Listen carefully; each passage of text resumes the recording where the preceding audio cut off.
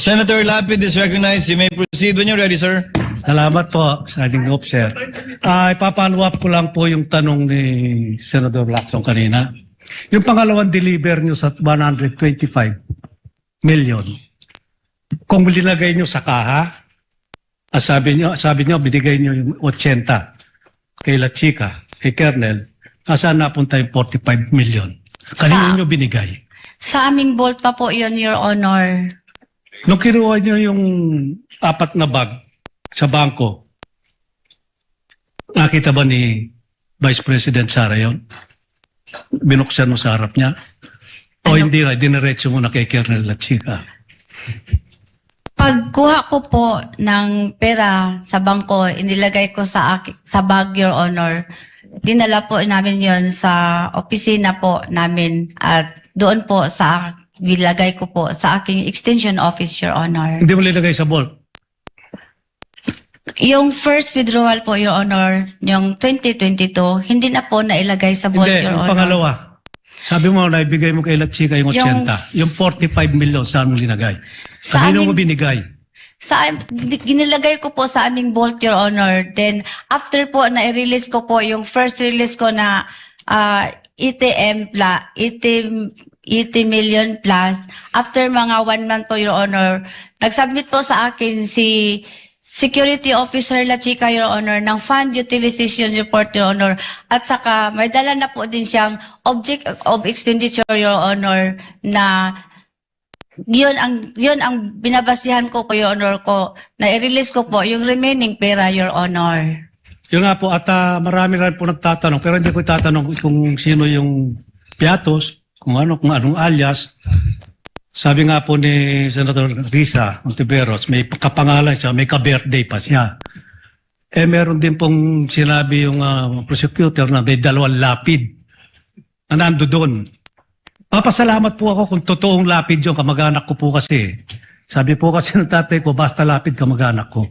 Kaya magpapasalamat po ako sa defense at kay La Chica kung nabigyan yung kamag-anak ko. Kung hindi, kung alias yun, paano yung pangalan at apelido namin na inalias nyo lang pala, hindi totoong tao?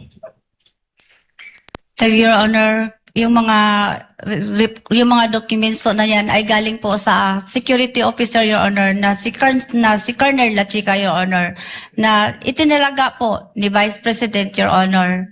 Kaya po nag-rely po ako, Your Honor, sa kanya kasi meron po siyang office order, Your Honor, na siya ang security officer, Your Honor, at siya po ang mag-implement ng mga various confidential operation or activities, Your Honor. Ba't yung pinagkatiwala si Colonel La Chica, may nakita ba kayong background niya? Nung siya, active pa siya hanggang ngayon, meron ba siyang intelligence fund sa office niya, na sarili niya?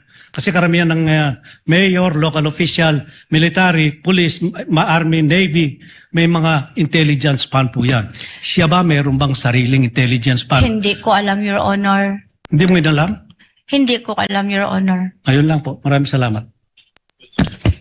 Thank you, Senator Judge Lapid. Senator Judge Zubiri. You may proceed, sir. You have 2 minutes. When you're ready. Ayoko na magtanong sana, Mr. Presiding Officer. Napakaganda ng mga tanong ni Senator Lapid. Anti-climate na po ako pagka ganito. Maayong hapon, Palangga. Maayong hapon. Silingan man ta, Ma'am Gina. Nang hapon, sir. Your Honor. Yes, ma'am. Ma'am, kasi mga tanong kanina about sa funds, nabigay niyo po lahat kay Colonel La Chica. Pero hindi niyo rin pong alam kung na-misuse ni Colonel La Chica yung pondo. Hindi niyo rin po malalaman yan. For example, nagbigay po siya ng 100,000 kay Piatos, pero sa totoo lang, hindi pala tao yun, binulsa lang po nila. Posible din po yan kasi nabigay mo lahat ng pondo kay Colonel La Chica. Tama po yun, Madam. Nag-base pa ako, Your Honor, sa kanyang sinabit sa akin na Fund Utilization Report, Your Honor. After po, ma-implement po niya ang mga project po or activities po ng confidential funds, Your Honor. O nga kasi, Madam Witness, ganun din po nangyayari na yun pag mga AIX misuse ng mga pondo ng gobyerno, may mga barangay official na nagpapapirma ng 5,000, pala 2,000 lang pa na ibibigay dun sa recipient, yung 3,000 binubulsa nila. Posibleng mangyari din po dito dahil yung mga pinapirma na binigay sa iyo ay hindi po natin na-verify. Totoo po yun. Hindi naman na-verify. Biniverify ko po yun through La Chica, Your Honor. Kasi siya po ang nag-implement, Your Honor. Siya po ang may alam, Your Honor. Siya po ang eksperto, Your Honor. So, iisang tao lamang ang iyong gisaligan, yung pinaniwalaan mo, madam. Kaysa lang po ang akong girilisan og kwarta, Your Honor. So, katong gilista, yung nalista po ng mga gamot, yung mga expenses, gasolina, walang resibo po yun, ni isa, walang resibo. Wala po, Your Honor, kay confidential in nature po, said Colonel La Chica, Your Honor. Pero palangga, wala ka nahadlok. Wala ka nahadlok. In other words, hindi po kayo natakot. Kasi you're the SDO you're the accounting officer. Alam ko lahat ng LGUs, lahat ng mga government agencies, pati Philippine Sports Commission, hindi po naglalabas ng pondo yan kung walang resibo, ni piso. Talaga, pambili lang ng equipment para sa sports. Kailangan may resibo po. At bine-verify pa yung resibo ay official receipt, hindi po yung acknowledgement receipt. Wala mong mahadlock, ma'am. Ako, Your Honor, nag-trust ako kay Colonel La Chica, Your Honor, kasi nag-trust po si VP Sara, kay siya po ang gitudlo nga security officer, Your Honor. At saka, ang gigastusan po, Your Honor, is confidential in nature, Your Honor. Sapagka ako ang understanding, Your Honor, kung i-divulge or itugan or isulti kung kinsa tong tawhana, Your Honor, mapiligro o mabutang Delikado, sa alanganin. masama ang tao, Your Honor. Oo. Okay. I have no Kay further confidential questions. in nature man to, Your Honor. Salamat kayo palangga. Thank you. Salamat po. Thank you, Senator Judge Zubiri, for the information of the Senator Judges. We shall try to wrap this up by 3 p.m. And according to the Senate President, we shall convene session at 3:30 p.m. The Senate President is recognized.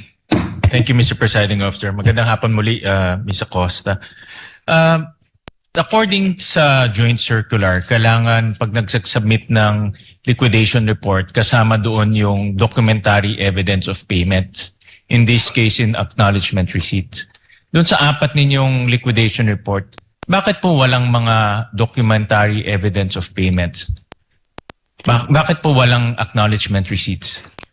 Wala pa po, Your Honor, kasi kinokolekta pa po ang mga acknowledgement receipt, Your Honor, considering po, Your Honor, na iba-iba pong location, Your Honor, ang pag-implement po ng confidential activities or operations, Your Honor. Pero klaro sa joint circular na dapat naka-attach yung documentary evidence of payments, yung acknowledgement receipts. At bakit hindi nyo inintay dumating yung acknowledgement receipts? May deadline po, Your Honor, kung kailan po isubmit ang liquidation report, Your Honor, sa COA, Your Honor, in every confidential fund na na-release, Your Honor. Nag-demand ba kayo? Kanino manggagaling yung acknowledgement receipts? Sa security officer po, Your Honor, na si Colonel La Chica, Your Honor. Sino gumawa ng mga acknowledgement receipts? Nagbigay lang po ako sa kanya ng USB template po ng acknowledgement receipt, Your Honor. So siya gumawa rin? Basta binigay ko po sa kanya ang template na naka-USB po, Your Hindi Honor. kayo ang gumawa ng acknowledgement receipts? Yun po ang gibigay ko lang po sa kanya, Your Honor, is yung template, Your Honor. Bakit hindi nyo dinemand sa kanya yung acknowledgement receipts bago nyo isubmit yung liquidation report? Bakit hindi nyo sinabi, bigay mo na sa akin dahil may deadline tayo? Wala pa po, di pa po niya nakolekta lahat, Your Honor. Pero may ina-attach po kami, Your Honor, yung certification, Your Honor. Pero yung certification, nakasulat rin doon, kailangan yung documentary evidence of payments. No? Nakasulat rin doon. Hindi ka ba nag-report kay VP Sara na violation to ng joint circular? Bakit mo isinaalang-alang yung iyong pangalan na ma-violate itong joint circular? Hindi ka ba nagsumbong kay VP Sara na magkakaroon tayo ng violation? Your Honor, pag pa-receive po ng aming liaison officer sa aming liquidation report, Your Honor, tinanggap naman po ng COA, Your Honor. Hindi naman sa man tinanggap. nila binalik Ang sa amin, Your Honor. Hindi, ang importante ngayon yung joint circular, yung compliance sa joint circular. Yun ang mahalaga ngayon. Kaya hindi mo ba sinabi kay VP Sara na meron tayong problema? Baka mademanda tayo sa mga susunod. Hindi po, Your Honor, kasi tinanggap naman po ng COA ang aming liquidation report, Your Honor. Ngayon na posibleng makasuhan ka, no, na narinig mo naman kanina at alam ko may mga kasong ifinal sa iyo. Nagkaroon ka ba ng meeting kay VP Sara kung paano ayusin itong problema at kasong kinakaharap mo? Yung Diba napailan, meron kang kaso ngayon? o yung napailan po kami sa, napailan po ako sa Ombudsman, Correct. Your Honor. So nag-usap pa kayo ni VP Sara na ano ang gagawin natin dito sa problemang kinakaharap ninyo sa confidential funds? Binigyan po niya kami ng abogado, Your Honor. Pero kayong mismo ni VP Sara, nakapag-usap pa kayo kung paano, kasi kumuha ka ng instruction sa kanya eh. Di ba? Dapat magkaroon rin kayo ng pag-uusap kung paano malampasan itong kaso. Yun po, Your Honor. Binigyan po niya kami ng abogado, Yun Your lang ang Honor. solusyon, bigyan ng abogado. Opo, Your Honor. Thank you, Mr. Presiding Officer. Senator Judge Erwin Tulfo, you have 2 minutes, sir. You may proceed when you're ready.